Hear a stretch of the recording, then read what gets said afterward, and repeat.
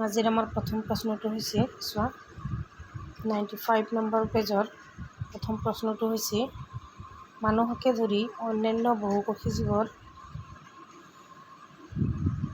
বাবে লাগতিয়াল অক্সিজেন কেৱল ব্যাপক প্ৰক্ৰিয়াৰে আহৰণ কৰি লোৱাটো কিয় পৰ্যাপ্ত নহয়। ইয়াতে কি কৈছে আৰু এবাৰ চোৱা মানুহকে ধৰি অন্যান্য বহুকোষী জীৱৰ বাবে লাগতিয়াল অক্সিজেন কেৱল ব্যাপক প্ৰক্ৰিয়াৰে আহৰণ কৰি লোৱাটো কিয় পৰ্যাপ্ত নহয়। ইয়াতে কি দিছে চোৱা ইয়াতে দিছে বহুকোষী জীৱৰ প্ৰতিটো কোষ প্ৰত্যক্ষভাৱে পৰিৱেশৰ সান্নিধ্যত থকাটো সম্ভৱ নহয়। ব্যাপক প্ৰক্ৰিয়াটো অতি লেহেমীয়া হোৱাৰ বাবে দেহৰ অন্তঃভাগৰ কলাৰ কোষসমূহে ব্যাপক প্ৰক্ৰিয়াৰে প্ৰয়োজনীয় অক্সিজেন সময়মতে পোৱাটো সম্ভৱ নহয় বুলি কৈছিল। আৰু কৈছে চোৱা সেয়ে মানুহকে ধৰি আন বহুকোষী জীৱৰ বাবে লাগতিয়াল অক্সিজেন কেৱল ব্যাপক প্ৰক্ৰিয়াৰে আহৰণ কৰি লোৱাটো পৰ্যাপ্ত নহয়। তাৰে পিছৰ প্ৰশ্নটো চোৱা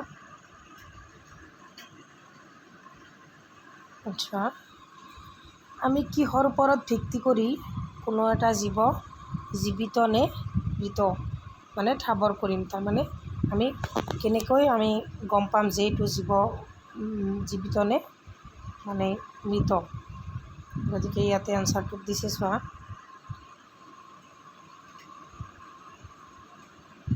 এনচাৰটোত দিছে জীৱ এটা জীৱিত নে মৃত তাক ঠাৱৰ কৰাৰ ভিত্তিসমূহ তলত দিয়া হ'ল।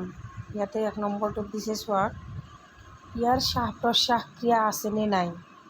2 নম্বৰটোত দিছে চোৱা ইয়াৰ বৃদ্ধি আৰু বিকাশ আছেনে নাই। 3 নম্বৰটোত দিছে ইয়াৰ অনুসৰণসমূহ চলন আছেনে নাই। আৰু 4 নম্বৰটোত দিছে ৰেচন ক্ৰিয়া সম্পন্ন কৰি আছেনে নাই। গতিকে এই 4টা আমাৰ দিয়া আছে। এইকেইটা থাকিলে আমি গম পাম যে জীৱ এটা জীৱিত নে মৃত তাক ঠাৱৰ কৰিব পাৰিম। গতিকে 3 নম্বৰ প্ৰশ্নটো চোৱা আমাৰ 3 নম্বৰটো চোৱা জীৱৰ বাবে প্ৰয়োজনীয় কোনবিলাক কেঁচা সামগ্ৰী সিহঁতে বাহিৰৰ পৰিৱেশৰ পৰা আহৰণ কৰি লয়। কি বুলি কৈছে যে জীৱৰ বাবে প্ৰয়োজনীয় কোনবিলাক কেঁচা সামগ্ৰী সিহঁতে বাহিৰৰ পৰিৱেশৰ পৰা আহৰণ কৰি লয়। গতিকে ইয়াৰ এনচাৰটো চোৱা জীৱৰ বহিঃপৰিৱেশৰ পৰা বাহিৰৰ পৰিৱেশৰ পৰা আহৰণ কৰা কেঁচা সামগ্ৰীসমূহ হ'ল এটা হৈছে খাদ্য বা আহাৰ, 2 নম্বৰটো হৈছে অক্সিজেন, 3 নম্বৰটো হৈছে পানী আৰু 4 নম্বৰটো হৈছে খনিজ লৱণ। তাৰে পিছৰ প্ৰশ্নটো চোৱা 4 নম্বৰটো চোৱা মৰমৰ ছাত্ৰ ছাত্ৰীসকল এই ভিডিঅ'টো অলপ দীঘল হ'ব কাৰণ এই লেচনটোত বহু দীঘল আৰু ইয়াতে বহুতো প্ৰশ্ন আছে। আমাৰ এই লেচনটোত নম্বৰো বহুত বেছি আছে। গতিকে তোমালোকে ভিডিঅ'টো অলপ দীঘল হ'লেও স্কিপ নকৰাকৈ প্ৰথমৰ পৰা শেষলৈ ভিডিঅ'টো চাই তোমালোকে বহীত কুৱেশ্যন এনচাৰখিনি লিখি ল'বা। আৰু এটা ভিডিঅ'তে আমি দি শেষ কৰিম যিমানেই দীঘল হওক। গতিকে তোমালোকে অলপ ধৈৰ্য আৰু মনোযোগ সহকাৰে ভিডিঅ'টো চাই লোৱা। তাৰে পিছত 4 নম্বৰটোত দিয়া আছে চোৱা জীৱৰ জীৱন বৰ্তি থাকিবলৈ তুমি কোনবিলাক প্ৰক্ৰিয়াক অতি প্ৰয়োজনীয় বুলি গণ্য কৰিবা। কি বুলি কৈছে যে জীৱৰ জীৱন বৰ্তি থাকিবলৈ তুমি কোনবিলাক প্ৰক্ৰিয়াক অতি প্ৰয়োজনীয় বুলি গণ্য কৰিবা। ইয়াতে দিয়া আছে চোৱা জীৱৰ জীৱন বৰ্তি থাকিবলৈ প্ৰয়োজনীয় প্ৰক্ৰিয়াসমূহ হ'ল এটা হৈছে পৰিপুষ্টি, 2 নম্বৰটো হৈছে শ্বসন, 3 নম্বৰটো হৈছে পৰিৱেশন আৰু 4 নম্বৰটো হৈছে ৰেচন।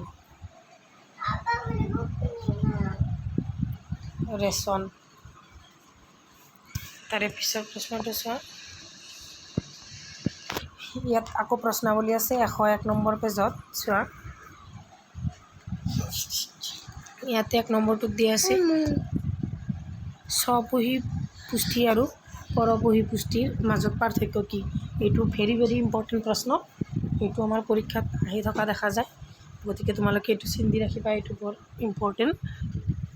এটা কাম কৰা তোমালোকে বহী আৰু কলম লৈ তাৰে পিছত মোবাইলটো উলিয়াই লৈ আৰম্ভ কৰা। মই কৈ থকাৰ লগে লগে ভিডিঅ'টো শুনিবা, মনোযোগ সহকাৰে শুনি লৈ তাৰপিছত লিখা আৰম্ভ কৰিবা। গতিকে আহা আমি এই পাৰ্থক্যটো চাওঁ। পাৰ্থক্যটো বৰ ইম্পৰ্টেণ্ট। ইয়াতে দিয়া আছে যে স্বপোষী আৰু পৰপোষী পুষ্টিৰ মাজত পাৰ্থক্য। আমি ইয়াৰ পাৰ্থক্যটো চাওঁ। তোমালোকে পাৰ্থক্য সদায় এনেকৈ ভাগ ভাগ কৰি লিখিবা। এনেকৈ লিখিলে পৰীক্ষকে তোমালোকৰ নম্বৰ কেতিয়াও কাটিব নোৱাৰে। এনেকৈ লিখিলে স্পষ্টকৈ বুজি পোৱা যায় তুমি কেইটা পাৰ্থক্য লিখিছা। গতিকে তোমালোকে এনেকৈ লিখিবা। চোৱা 1 নম্বৰটোত দিয়া আছে স্বপোষিত পুষ্টিত জীৱৰ সৰল অজৈৱিক উৎস কাৰ্বন ডাই অক্সাইড আৰু পানীৰ পৰা নিজৰ আহাৰ নিজে প্ৰস্তুত কৰি লয়। ইয়াতে কি বুলি কৈছে যে স্বপোষী পুষ্টিত জীৱই সৰল অজৈৱিক উৎস কাৰ্বন ডাই অক্সাইড আৰু পানীৰ পৰা নিজৰ আহাৰ নিজে কি বুলি কৈছে প্ৰস্তুত কৰি লয়। আকৌ পৰপোষী পুষ্টিত কৈছে ইয়াতে কৈছে পৰপোষী পুষ্টিত জীৱই প্ৰত্যক্ষ আৰু পৰোক্ষভাৱে উদ্ভিদৰ ওপৰত নিৰ্ভৰশীল। 2 নম্বৰটো পাৰ্থক্যটো চোৱা। 2 নম্বৰ পাৰ্থক্যটোত কৈছে ইয়াৰ বাবে পত্ৰসৰিত সূৰ্যৰ পোহৰ আদিৰ প্ৰয়োজন হয়। ইয়াৰ বাবে পত্ৰসৰিত সূৰ্যৰ পোহৰ আদিৰ প্ৰয়োজন হয়। আকৌ ইয়াতে 2 নম্বৰটোত কৈছে ইয়াৰ বাবে পত্ৰসৰিত সূৰ্যৰ পোহৰ আদিৰ প্ৰয়োজন নহয়। কিমান সহজকৈ দিয়া আছে পাৰ্থক্য দুটা, হয়নে? তাৰপিছত 3 নম্বৰ পাৰ্থক্যটো চাবা। ইয়াতে উদাহৰণ দিছে উদ্ভিদ আৰু কিছুমান শেলাই। ইয়াতে কৈছে উদ্ভিদ যেনে মানুহ, সকলো প্ৰাণী আৰু ভেঁকুৰ। তাৰে পিছৰ প্ৰশ্নটো চোৱা। সালোক সংশ্লেষণ এইটো চোৱা। সালোক সংশ্লেষণত অজনীয় প্ৰতিটো উপাদান উদ্ভিদে ক'ত অপ্ৰয়োজনীয় এইটো অপ্ৰয়োজনীয় প্ৰয়োজনীয় এইটো টিকটো উঠা নাই। প্ৰয়োজনীয় প্ৰতিটো উপাদান উদ্ভিদে ক'ত পায়? ইয়াতে দিয়া আছে বায়ুমণ্ডলৰ পৰা কাৰ্বন ডাই অক্সাইড পায়, পানী আৰু খনিজ লৱণ শিপাৰ সহায়ত মাটিৰ পৰা আৰু সূৰ্যৰ পোহৰ। এই 3টা দিছে ইয়াৰে এনচাৰ। সালোক সংশ্লেষণত প্ৰয়োজনীয় প্ৰতিটো উপাদান উদ্ভিদে ক'ত পায়? এই 3টা হৈছে এনচাৰ ইয়াৰ পৰা। উদ্ভিদে সালোক সংশ্লেষণৰ প্ৰয়োজনীয় উপাদানবোৰ পায়। গতিকে তাৰে পিছৰ প্ৰশ্নটো চাবা। আমাৰ পাকস্থলীত এচিডৰ ভূমিকা কি? Most important question. আমাৰ পাকস্থলীত পাকগ্ৰন্থিৰ পৰা নিঃসৰণ হোৱা হাইড্ৰক্লৰিক এচিডে খাদ্যৰ লগত প্ৰৱেশ কৰা বীজাণু ধ্বংস কৰে। ইয়াৰ উপৰিও খাদ্যখিনি আম্লিক কৰি তোলে যাতে পেপচিনে সহজে প্ৰটিনৰ ওপৰত ক্ৰিয়া কৰি সৰল কৰিব পাৰে। এতিয়া গম পালানে যে আমাৰ পাকস্থলীত পাকগ্ৰন্থিৰ পৰা নিঃসৰণ হোৱা হাইড্ৰক্লৰিক এচিডে খাদ্যৰ লগত প্ৰৱেশ কৰা বীজাণু ধ্বংস কৰে আৰু ইয়াৰ উপৰিও খাদ্যখিনি আম্লিক কৰি তোলে যাতে পেপচিনে সহজে প্ৰটিনৰ ওপৰত ক্ৰিয়া কৰি সৰল কৰিব পাৰি।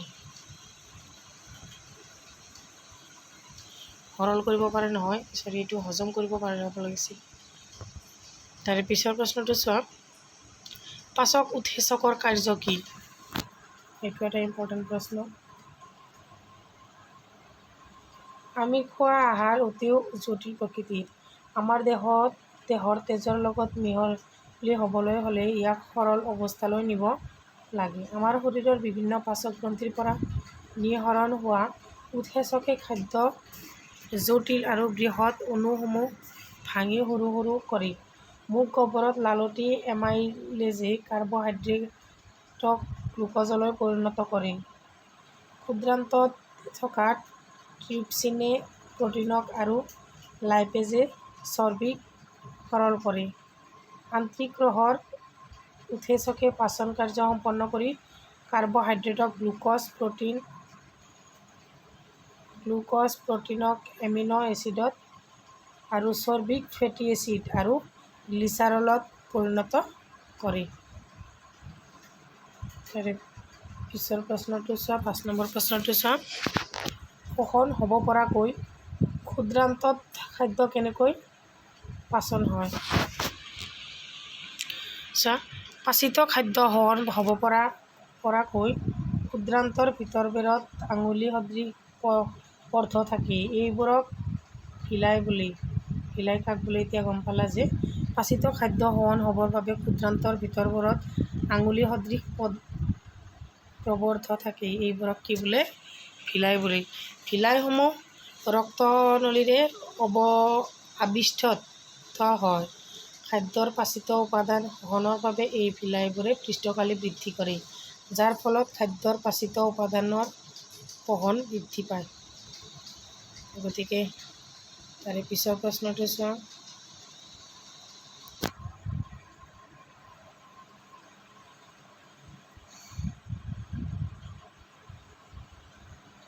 শ্বাস প্ৰশ্বাসত অক্সিজেন আহৰণ কৰিবৰ বাবে স্থলচৰ জীৱতকৈ জলচৰ জীৱসমূহৰ অসুবিধা কি? জলজ জীৱবোৰে চাৰিওফালৰ পানীত দ্ৰৱীভূত অক্সিজেন ব্যৱহাৰ কৰে। যিহেতু পানীত দ্ৰৱীভূত হোৱা বায়ুত অক্সিজেনৰ ঘনত্ব যথেষ্ট কম, জলজ উদ্ভিদবোৰৰ উশাহ নিশাহৰ ভাৰ যথেষ্ট দ্ৰুত হয়। স্থলজ জীৱবোৰে শ্বাসতন্ত্ৰৰ অংগৰ জৰিয়তে অক্সিজেন সমৃদ্ধ বায়ুমণ্ডলৰ পৰা অক্সিজেন গ্ৰহণ কৰে। সেয়েহে জলজ জীৱতকৈ তেওঁলোকৰ উশাহ নিশাহৰ হাৰ যথেষ্ট কম। তাৰে পিছৰ প্ৰশ্নটো চাবা, ২ নম্বৰটো। কি প্ৰথাৰে বিভিন্ন জীৱদেহত গ্লুক'জ চালিত হৈ শক্তি উৎপন্ন হয়? ইয়াতে চোৱা, যিকোনো জীৱদেহত প্ৰথমে কোষ প্ৰহৰত ছটা কাৰ্বনযুক্ত গ্লুক'জ অণুৰ ভাঙনি ঘটি ৩টা কাৰ্বনযুক্ত পাইৰুভেট অণুৰ সৃষ্টি হয়। এই পাইৰুভেট অণুৰ পৰা ভিন ভিন জীৱদেহত তলত দিয়া ধৰণে ভাঙন ঘটি শক্তি নিৰ্গত হয়। ইয়াতে আছে এটা অবাধ চহন। নিম্ন শ্ৰেণীৰ জীৱদেহত অক্সিজেন নোহোৱাকৈ পাইৰুভেট অণুৰ ভাঙন ঘটি এলকহল, কাৰ্বন ডাই অক্সাইড আৰু শক্তি নিৰ্গত হয়। ইয়াতে অবাধ চহনটো বৰ ইম্পৰ্টেণ্ট। এটা হৈছে ইয়াতে দি আছে চোৱা, গ্লুক'জটো কোষ, ইয়াতে চোৱা 6টা কাৰ্বনযুক্ত গ্লুক'জ আৰু কোষ ৰস।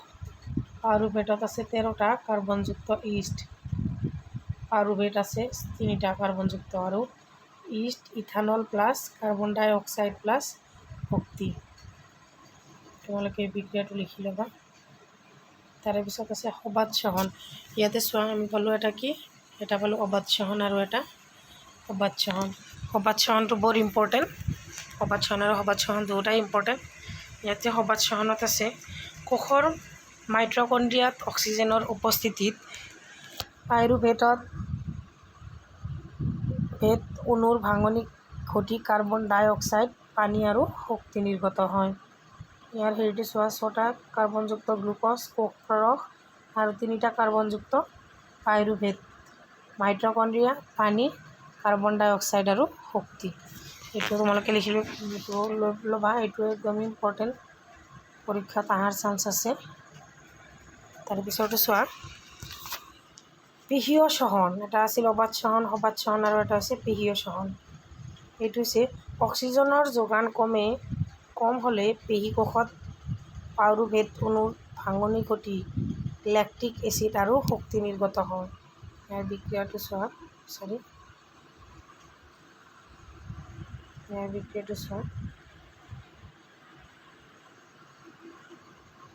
ভালকৈ নুঠিল এইটো, মই নেক্সট ভিডিঅ'ত দি দিম। তাৰপিছত 3 নম্বৰটো চোৱা।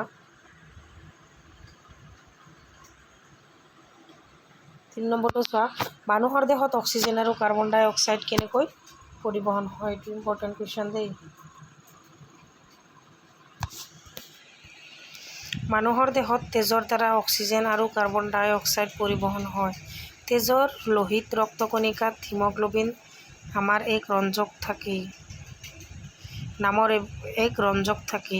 এই হিমোগ্লোবিনে অক্সিজেনৰ লগত লগ লাগি অক্সি হিমোগ্লোবিন যৌগ গঠন কৰে। কি বুলি কৈছে যে এই হিমোগ্লোবিন অক্সিজেনৰ লগত লগ লাগি অক্সি হিমোগ্লোবিন যৌগ গঠন কৰি প্ৰতিটো কোষলৈ লৈ যায়।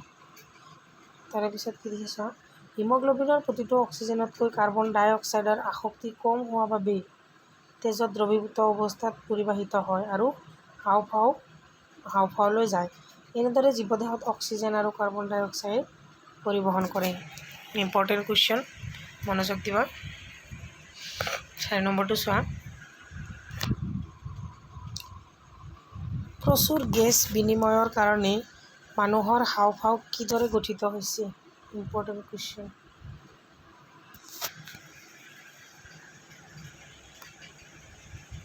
হাওঁফাওঁৰ ভিতৰত শ্বাসনলীডাল সৰু সৰু কিছুমান শাখা বিভক্ত হৈ বায়ুকোষ গঠন কৰে। উশাহ লোৱাৰ সময়ত আমাৰ বক্ষগহ্বৰৰ আয়তন বাঢ়ে। ইয়াৰ ফলত হাওঁফাওঁৰ ভিতৰলৈ বায়ু প্ৰৱেশ কৰি বায়ুকোষবিলাক বায়ুৰে পৰিপূৰ্ণ হৈ পৰে। দেহৰ বিভিন্ন অংশৰ পৰা তেজ কঢ়িয়াই অনা আৰু কাৰ্বন ডাই অক্সাইড বায়ুকোষত এৰি দি ইয়াত থকা অক্সিজেন ৰক্তজালিকাই শোষণ কৰি লয় আৰু পিছত দেহৰ বিভিন্ন দেশত বিতৰণ কৰি দিয়ে। উশাহৰ সময়ত বায়ু গ্ৰহণ আৰু নিঃশ্বাসৰ সময়ত হাওঁফাওঁত অৱশিষ্ট বায়ুৰ আয়তন যথেষ্ট থাকে। সেয়ে নিৰ্দিষ্ট পৰিমাণ অক্সিজেন গ্ৰহণ আৰু কাৰ্বন ডাই অক্সাইড এৰি দিব পাৰে। প্ৰচুৰ গেছ বিনিময়ৰ কাৰণে মানুহৰ হাওঁফাওঁ এনেদৰে গঠিত হয়। তাৰে পিছৰ প্ৰশ্নটো চোৱা। মানুহৰ দেহত অক্সিজেন আৰু কাৰ্বন ডাই অক্সাইড কেনেকৈ পৰিবহণ হয়? এটা ইম্পৰ্টেণ্ট কুৱেশ্যন।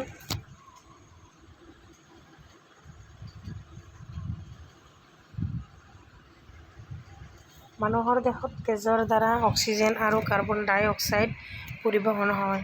তেজৰ লোহিত ৰক্তকণিকাত হিমগ্ল'বিন নামৰ এক ৰঞ্জক থাকে। ইয়াতে চোৱা, মানুহৰ দেহত তেজৰ দ্বাৰা অক্সিজেন আৰু কাৰ্বন ডাই অক্সাইড পৰিবহণ হয়। তেজৰ লোহিত ৰক্তকণিকাত হিমগ্ল'বিন নামৰ এক ৰঞ্জক থাকে। এই হিমগ্ল'বিনে অক্সিজেনৰ লগত লগ লাগি অক্সি-হিমগ্ল'বিন যৌগ গঠন কৰি প্ৰতিটো কোষলৈ লৈ যায় আৰু হিমগ্ল'বিনৰ প্ৰতি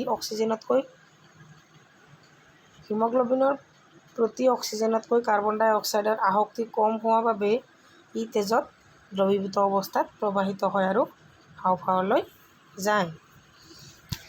তাৰে পিছৰ প্ৰশ্নটো চোৱা। ভিডিঅ'টো দীঘল হ'লে তোমালোকে স্কিপ নকৰিবা। চোৱা, এইটো এটা ইম্পৰ্টেণ্ট প্ৰশ্ন।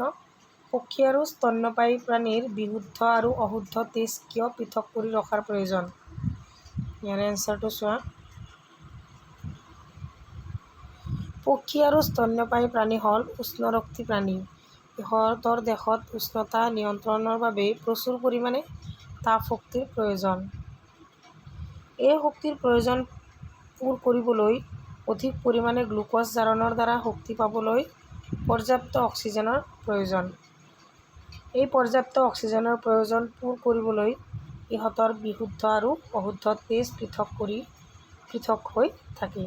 কি বুলি কৈছে যে এই পৰ্যাপ্ত অক্সিজেনৰ প্ৰয়োজন পূৰ কৰিবলৈ ইহঁতৰ বিশুদ্ধ আৰু অশুদ্ধ তেজ পৃথক হৈ থাকে। তাৰে পিছৰ প্ৰশ্নটো চোৱা। উচ্চ খাপৰ উদ্ভিদ পৰিবহণ তন্ত্ৰৰ অংগসমূহ কি কি? ইয়াতে চোৱা, এনচাৰটো চোৱা। উচ্চ খাপৰ উদ্ভিদৰ পৰিবহণ তন্ত্ৰ জাইলেম আৰু ফ্লুৱেম নামৰ সংবহন কলাৰে গঠিত। এতিয়া জাইলেমনো কি সেইটো আমি জানিব লাগিব, হয়নে নহয়? জাইলেম হৈছে শিপাই শোষণ কৰা পানী আৰু খনিজ লৱণ। এই জাইলেম কলাৰ জৰিয়তে উদ্ভিদৰ পাত আৰু প্ৰতিটো কলা কোষলৈ পৰিবাহিত হয়। তাৰপিছত চোৱা, ফ্লুৱেমটো দুটা ইম্পৰ্টেণ্ট দেই। উদ্ভিদৰ পাতত প্ৰস্তুত হোৱা আহাৰ প্ৰতিটো কলা কোষলৈ এই ফ্লুৱেম কলাই যোগান ধৰে। তাৰে পিছত চোৱা, উদ্ভিদৰ দেহত পানী আৰু খনিজ লৱণ কেনেদৰে পৰিবহণ হয়? মষ্ট ইম্পৰ্টেণ্ট কুৱেশ্যন দেই এইটো। মোৰ মৰমৰ ছাত্ৰ ছাত্ৰীসকল, তোমালোকে চেনেলটো যদি নতুন হৈছা তেতিয়াহ'লে ছাবস্ক্ৰাইব কৰি ল'বা আৰু যিমান পাৰা শ্বেয়াৰ কৰিবা। আমি প্ৰতিটো বিষয়ৰ প্ৰতিটো লেচন শেষ কৰি তাৰপিছত আমি 3-4 বছৰীয়া পুৰণীয়া কুৱেশ্যন পেপাৰ আমি এনালাইচিছ কৰিম এইটো চেনেলত। গতিকে তোমালোকে ধৈৰ্য আৰু মনোযোগ সহকাৰে ভিডিঅ'বোৰ চাই যাবা আৰু নতুন নতুন ভিডিঅ' পোৱাৰ কাৰণে চেনেলটো ছাবস্ক্ৰাইব কৰিবা। গতিকে এইটো চোৱা 4 নম্বৰটোৰ এনচাৰ চোৱা। উদ্ভিদৰ দেহত পানী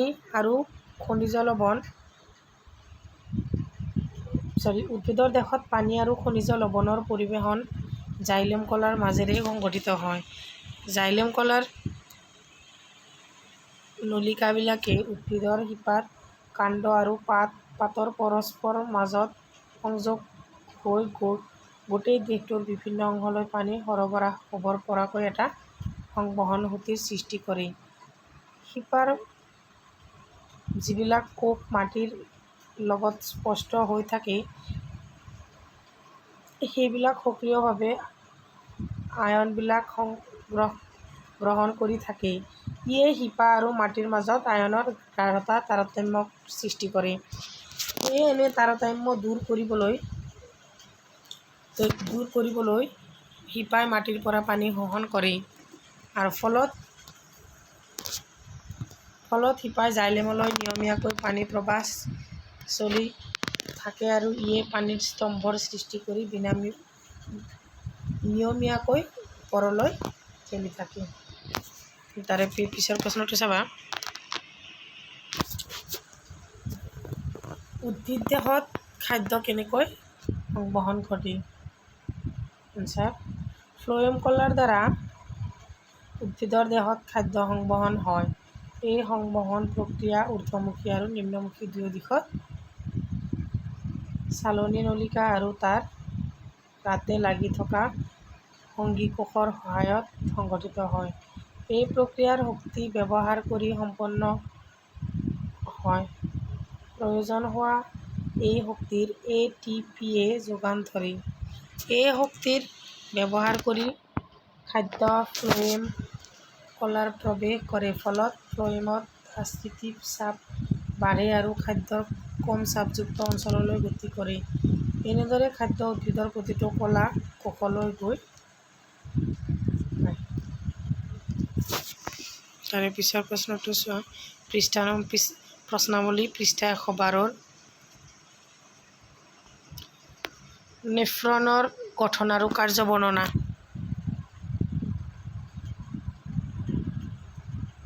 এই ছবিটো তোমালোকে চাই আঁকি ল'বা। ইয়াতে দিয়া আছে চোৱা।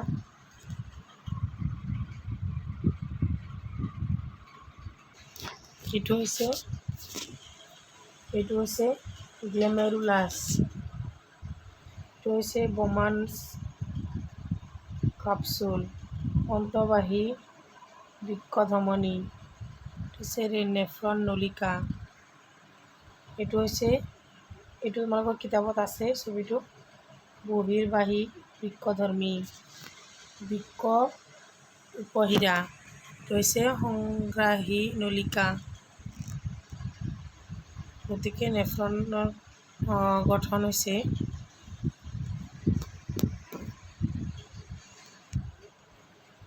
বৃক্কত অসংখ্য পাতল বেৰৰ ৰক্তজালিকা থাকে। এই নম্বৰত চোৱা, বৃক্কত অসংখ্য পাতল বেৰৰ ৰক্তজালিকা থাকে। এইটোত এটা দুবাৰকৈ দিয়া আছে, এইটো লিখিব নালাগে। তাৰপিছত 2 নম্বৰটো চোৱা। এই ৰক্তজালিকাবোৰ লগ লাগি কাপ সদৃশ নলিকা গঠন হয়। 3 নম্বৰটোত চোৱা। C নম্বৰটো চোৱা। এনে নলিকাৰ এককবোৰকে নেফ্ৰন বোলে। তাৰে পিছত নেফ্ৰনৰ কাৰ্য।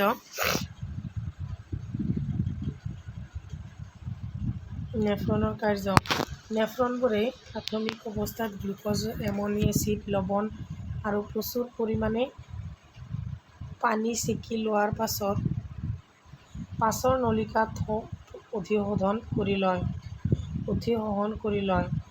তেজ দ্ৰৱীভূত হৈ থকা বৰ্জিত পদাৰ্থৰ ওপৰত ভিত্তি কৰি পানীভাগ অধিশোষণ হয়। বাকী পদাৰ্থখিনি নেফ্ৰনৰ দীঘল নলিকাৰে মূত্ৰনলীলৈ ওলাই আহে। তাৰে পিছৰ প্ৰশ্নটো চোৱা। এইটো এটা ইম্পৰ্টেণ্ট প্ৰশ্ন। এইটোত কি দিয়া আছে চোৱা, উদ্ভিদে কি উপায়ে বৰ্জিত পদাৰ্থ ত্যাগ কৰে। চোৱা, উদ্ভিদে বৰ্জিত পদাৰ্থ ত্যাগ কৰা উপায়সমূহ হ'ল, 1 নম্বৰত দিয়া আছে উদ্ভিদ দেহত অতিৰিক্ত পানীভাগ পত্ৰৰন্ধ্ৰৰ জৰিয়তে বাষ্পমোচন প্ৰক্ৰিয়াৰে বাহিৰলৈ এৰি দিয়ে। তাৰে পিছত 2 নম্বৰটো চোৱা, দিনৰ ভাগত অক্সিজেন আৰু ৰাতিৰ ভাগত কাৰ্বন ডাই অক্সাইড বায়ুলৈ এৰি দিয়ে। 3 নম্বৰটো চোৱা, পুৰঠ জাইলেম কলাত ৰেজিন আৰু হিচাপে বৰ্জিত পদাৰ্থ জমা হৈ থাকে। তাৰে পিছৰ প্ৰশ্নটো চোৱা, উদ্ভিদে কি উপায়ে বৰ্জিত পদাৰ্থ ত্যাগ কৰে। এইটো এটা ইম্পৰ্টেণ্ট প্ৰশ্ন। উদ্ভিদে বৰ্জিত পদাৰ্থ ত্যাগ কৰা উপায়সমূহ হ'ল, 1 নম্বৰ, উদ্ভিদ দেহৰ অতিৰিক্ত পানীভাগ পত্ৰৰন্ধ্ৰৰ জৰিয়তে বাষ্পমোচন প্ৰক্ৰিয়াৰে বাহিৰলৈ এৰি দিয়ে। 2 নম্বৰটোত দিয়া আছে দিনৰ ভাগত অক্সিজেন আৰু ৰাতিৰ ভাগত কাৰ্বন ডাই অক্সাইড বায়ুলৈ এৰি দিয়ে। আকৌ 3 নম্বৰটো হৈছে পুৰঠ জাইলেম কলাত ৰেজিন হিচাপে বৰ্জিত পদাৰ্থ জমা হয়। গতিকে তাৰে পিছৰ প্ৰশ্নটো চাবা, 2 নম্বৰত আৰু এটা আছে চোৱা, 2 নম্বৰত দিছে সৰি পৰা পাতবোৰ বৰ্জিত পদাৰ্থ ত্যাগ কৰে।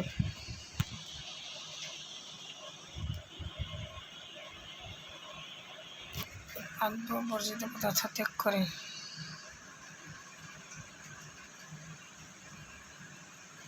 তাৰপিছত অনুশীলনী প্ৰশ্নলৈ আহা। ইয়াতে চোৱা, 1 নম্বৰত দিয়া আছে মানুহৰ বৃক্ক দুটা কোনটো তন্ত্ৰৰ অংশ।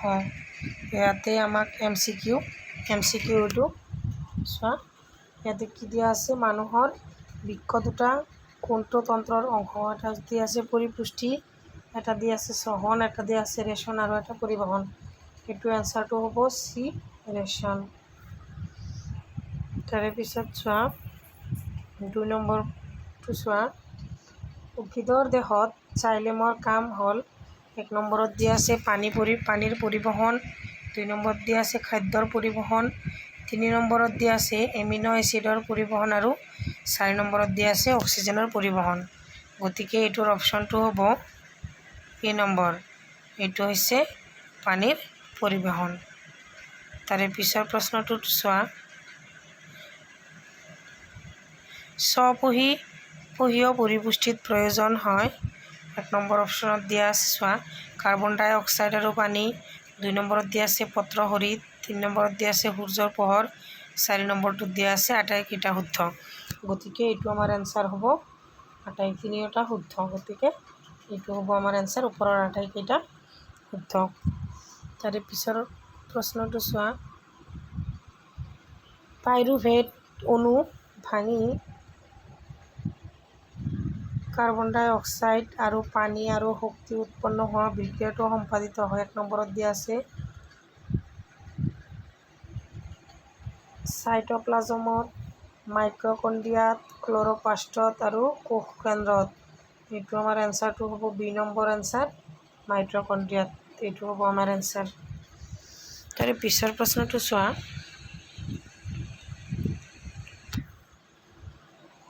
আমাৰ শৰীৰত চৰ্বিজাতীয় খাদ্যসমূহ কেনেদৰে পচন হয়। এই প্ৰক্ৰিয়াটো শৰীৰৰ কোন অংশত সংঘটিত হয়। এইটো ইম্পৰ্টেণ্ট প্ৰশ্ন। চোৱা, এনচাৰটো চৰ্বি অণুসমূহ বৃহৎ আকাৰৰ। এনে বৃহৎ অণুৰ ওপৰত উৎসেচকৰ ক্ৰিয়া কাৰ্যক্ষম নহয়। যকৃত গ্ৰন্থিৰ দ্বাৰা নিঃসৰিত পিত্তৰসত থকা পিত্ত লৱণে চৰ্বিৰ বৃহৎ অণুবোৰক সৰু কৰাৰ লগতে পিত্তৰসে ইহঁতক ক্ষাৰকীয় কৰে। ফলত অগ্নাশয় ৰসৰ লাইপেজ আৰু আন্ত্ৰিক ৰসৰ উৎসেচকে চৰ্বিৰ পাচন ঘটাই ফেটি এচিড আৰু গ্লিচাৰলত পৰিণত কৰে। এই প্ৰক্ৰিয়াটো ক্ষুদ্ৰান্তত সংঘটিত হয়। 6 নম্বৰ প্ৰশ্নটো চোৱা, পাচনত লালটিৰ ভূমিকা কি?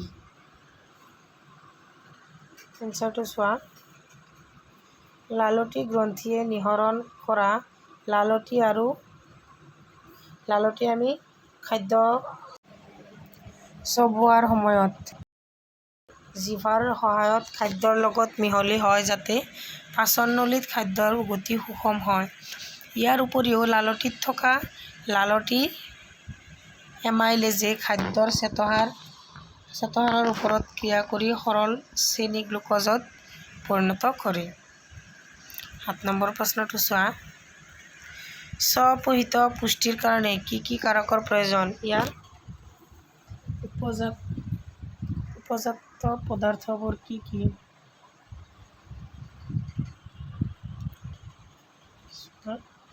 স্বপোষী পুষ্টিৰ কাৰণে সূৰ্যৰ পোহৰ, পত্ৰশৰীৰ নামৰ সেউজীয়া ৰঞ্জক কণিকা, কাৰ্বন ডাই অক্সাইড আৰু পানীৰ প্ৰয়োজন।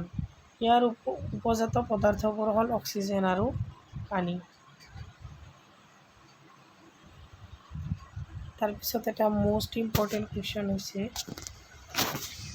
এইটো হৈছে আমাৰ মষ্ট ইম্পৰ্টেণ্ট কুৱেশ্যন।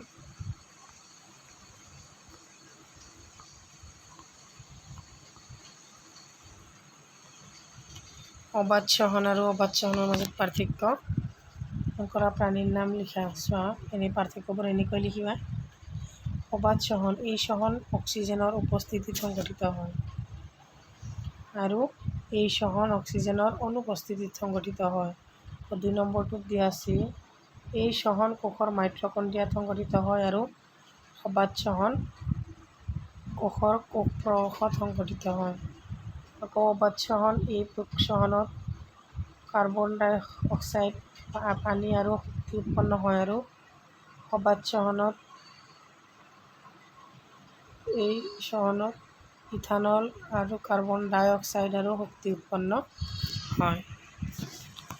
4 নম্বৰ পাৰ্থক্যটো চোৱা, এই চহনত বেছি পৰিমাণে শক্তি উৎপন্ন হয় আৰু এই চহনত কম পৰিমাণে শক্তি উৎপন্ন হয়। গতিকে চোৱা, মানুহৰ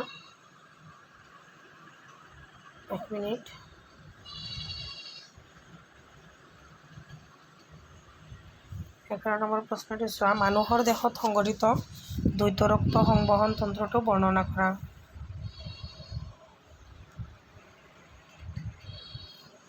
মানুহৰ দেহত তেজ এবাৰ প্ৰবাহিত হওঁতে হৃদযন্ত্ৰৰ মাজেৰে তেজ দুবাৰ পাৰ হ'বলগীয়া হয়। সেয়ে ইয়াক দ্বৈত সংবহন তন্ত্ৰ বুলি কোৱা হয়।